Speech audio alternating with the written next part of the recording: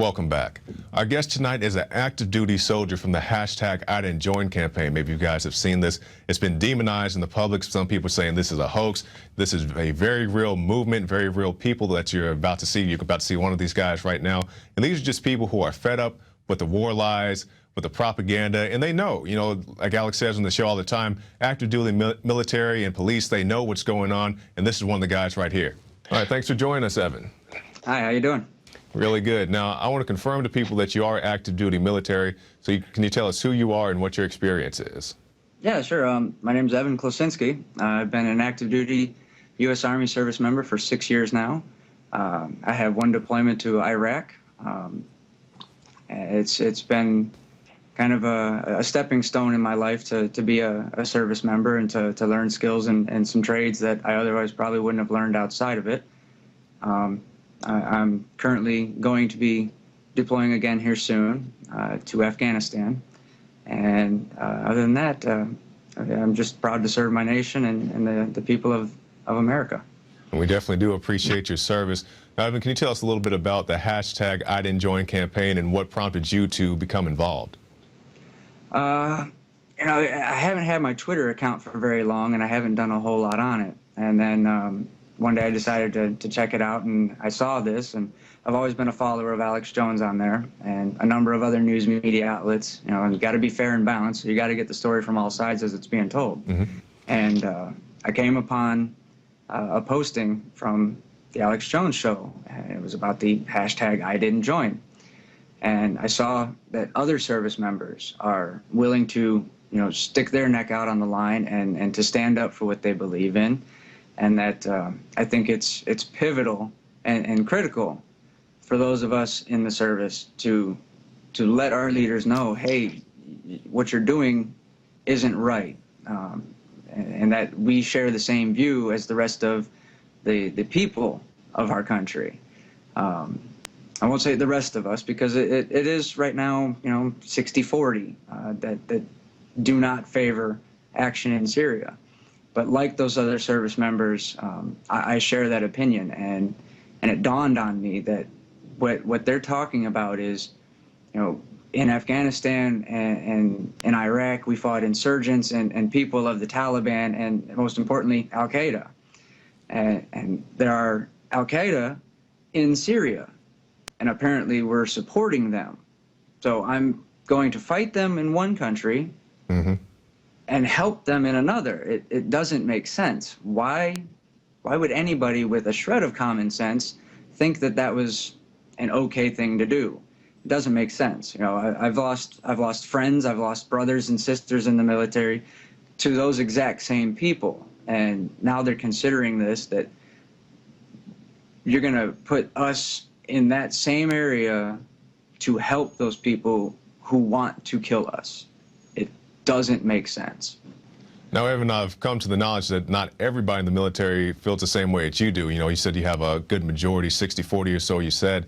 But we have this graphic we're going to show our viewers. I know you can't see it, but this is a graphic of a soldier who definitely does not share your views and opinions.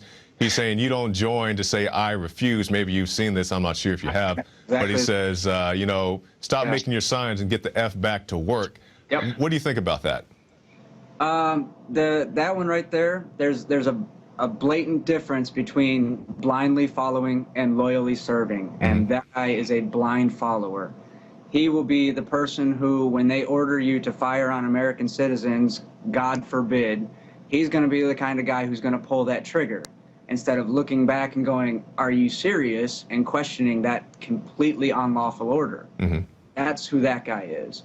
And you'll notice, and of all the pictures that you see out there, I'm pretty sure, because I've looked at him, I think he's the only one who's made something like that. Yes, that's the only one I've seen. I'm sure there are many posts at many places, but that's the only one I've seen. But it's not just him. We also have these articles. Here's one from the Huffington Post. Tea Party troops, and if you have any type of different opinion, you're automatically in a Tea Party, but Tea Party troops protest Syria strike on Facebook, raise questions about military code of conduct. And, this is, some writers, and not just here, but many other places, people are questioning your views and your stance. And, we see all these people that I didn't join to serve Al-Qaeda, to be Al-Qaeda's Air Force, and so forth. So what are your thoughts about that when you see these from these type of publications? Well, I mean, everybody is entitled to their point of view and their opinion, and you'll also see that there's the exact opposite of that with the group Oath Keepers. Mm-hmm. If you don't know who they are, those are the guys who are active duty, reserve, retired, military from all branches, police, fire department, the Oath Keepers. These are people who swore an oath, and they're going to defend and uphold that oath to their dying breath. So you've got the Tea Party people who are being accused of for saying that they're feeling this way about it, and then you've got on the other side the Oath Keepers. You've got those people who are willing to uphold that oath, and they understand that there's a priority set in there, that when you take that oath, the first part of it is that you will uphold and defend the Constitution against enemies both foreign and domestic. And then the next part of it is that you will follow the orders of the president and officers appointed over you. So the precedence there is to uphold and defend the Constitution and then to follow orders. And if those orders aren't lawful and legal, you have a moral obligation to disobey. So if the Tea Party people, and I'm not saying they're bad, I'm not saying they're good, mm-hmm. if they find it outrageous or offensive that there are people who are willing to actually understand that the oath they took has multiple parts to it in an order of precedence, then perhaps they should reread, if they've ever taken that oath, they should reread it and understand a little better how that oath is meant to be. And that very much does concern me. I'm glad you brought that up because, we see these guys not just in military, but police and wherever they may be. And, I'm just going to follow whatever order I'm given. We saw this with Hurricane Katrina, the door-to-door gun confiscation, as well as many other examples, spraying kids at the colleges and so forth, pepper spraying them in the face. I'm just going to follow whatever order I'm given. And, it always ends up with the old cliche that this is how you get a Nazi Germany. This is how you get a Stalinist Russia. Does this concern you? With the gradual turn of our police forces into literally police state, I mean, look what happened after the Tsarnaev brothers bombed Boston. Mm-hmm. You saw armed men going door to door to door, not asking for permission, just boom, going in, saying, hey, we're coming in, we're looking. And not just that, they're running around the streets pointing firearms at journalists, putting them in their faces, and other channels saying that never happened. We have it on camera from several different angles, people being escorted out of their house by gunpoint, and then they're like, well, they volunteered to leave. Well, yeah, they volunteered to leave. They didn't fight you when you pointed a gun in their face. Yeah. I'd volunteer to move too if I had somebody's gun pointed in my face and I didn't have a means of defending myself. Yeah, mm-hmm. I'd voluntarily move too. So now, Evan, let me ask you this. There's a lot of people out there and they're saying, what's the big deal about the war in Syria? It's just another country. Obama got on TV and said they have chemical weapons without showing any real evidence other than the video that had the Al-Qaeda logo suspiciously in the corner, but saying that was the Assad regime. But, from your opinion and your views, is it a good deal to go into Syria? Should we have any type of intervention in Syria? On Syria, the interesting thing, Syria is a sovereign nation state, and one of the more interesting facts about them is that they're not under the IMF. They don't fall under the big bankers that relatively control the rest of the world. Mm-hmm. And then also, you've got a civil war that's been going on for some time now that has absolutely nothing to do with us. It's their civil war. That's not our fight to get into, and we have no real logical reason to do so.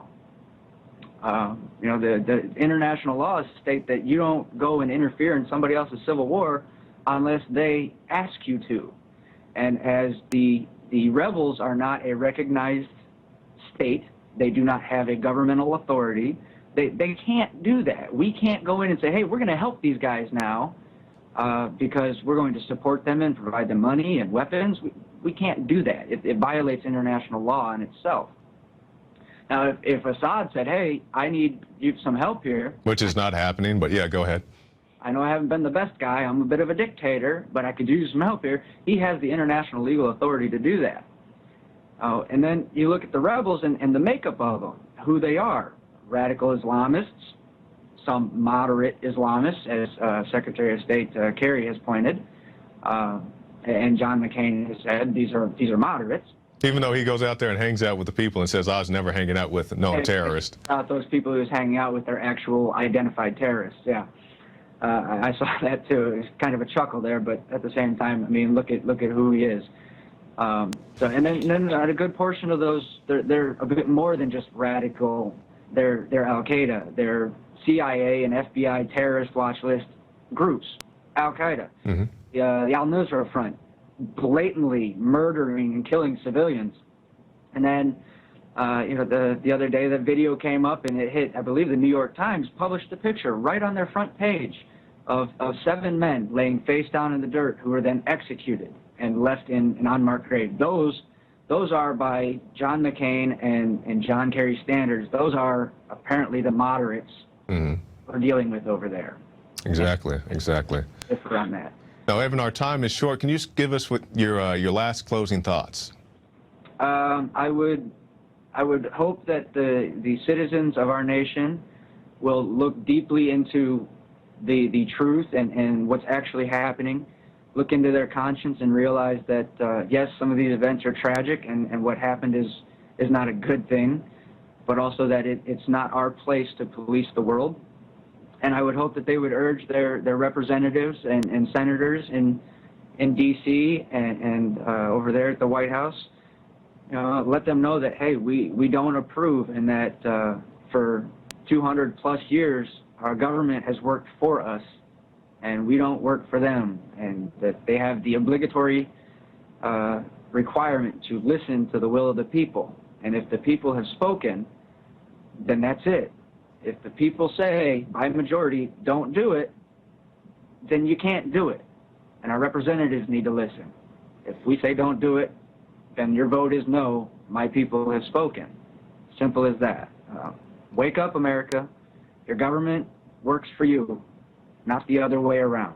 That's exactly what they don't want you to know, the big government. And also, Evan, what would you say to anybody who's in the military, and they don't like this war and they want to speak out? What would you say to them to give them the courage that you have? Take a stand. Do the right thing. General Schwarzkopf said it's not always the easiest thing to do the right thing. I forget the phrasing exactly on it, but those of us in the military, you know what Schwarzkopf said, and follow it, because doing the moral right thing is all we can do. Otherwise, we become part of the problem. All right, thank you, Evan, and definitely appreciate your time and appreciate your courage and your service. Thank you.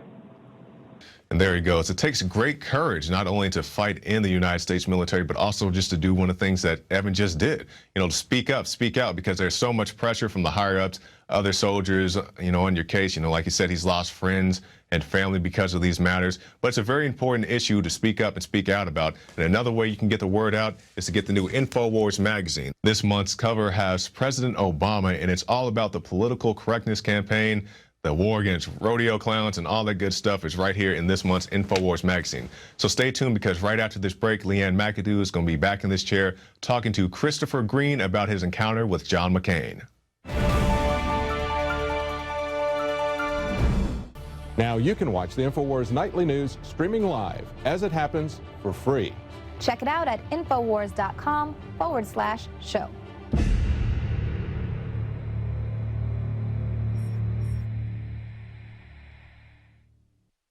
Introducing Pro One. All of your filtration in one system, portable, on the go. No more do you have 2 or 3 filters to just reduce sodium fluoride. You have a system that cuts out the sodium fluoride and up to 95% of hydrofluorosilicic acid. Advanced manufacturing technology combines silver-impregnated white ceramic with new Aquamedics advanced media for removal of fluoride and other heavy metals, all in one filter element. It is the only one that does it, and out of the gates, we have it discounted at 10% off with promo code WATER. This is the only system that in one unit helps reduce or remove pesticides, herbicides, chloramines, ammonia, and chlorine, hydrofluorosilicic acid, the most common form of fluoride not covered by other fluoride filter brands, and sodium hexafluorosilicate.